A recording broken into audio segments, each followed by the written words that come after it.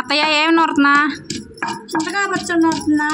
పచ్చిమిరకాయలు తొడాలు తీసి మెత్తగా నూరి దానిలో చిన్నులపాయ వేసి నూరాలి. తర్వాత పోవాలి. దాన్ని ఇలా నూరాలి. ఇలా మెత్తగా నూరినాక దాన్ని నీళ్ళు వేసి తిప్పాలి.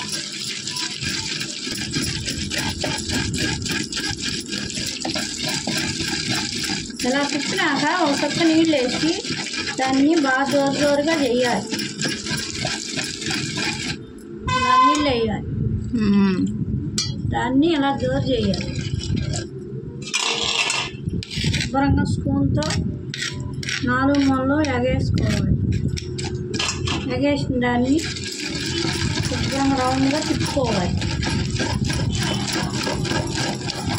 స్మెల్ అయితే మామూలుగా లేదుగా, నొక్కంటే వస్తుంది.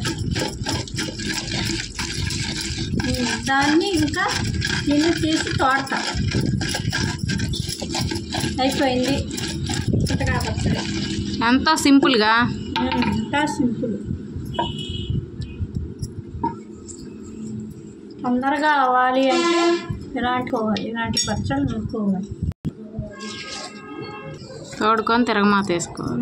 ఇప్పుడు దీనిలో ఉల్లిపాయ, టమాటా గింజలు, ఉల్లిపాయలు, మిర్చింగ్ అన్నీ చేసి పచ్చికరేపాకు అన్నీ వేసి ఆగనిచ్చి ఇది వేసి తీయాలి. తర్వాత కరేపాకు దాన్ని ఈ పచ్చడి ఇలా వేసి తిప్పాలి. చిన్న సూపర్గా ఉంది.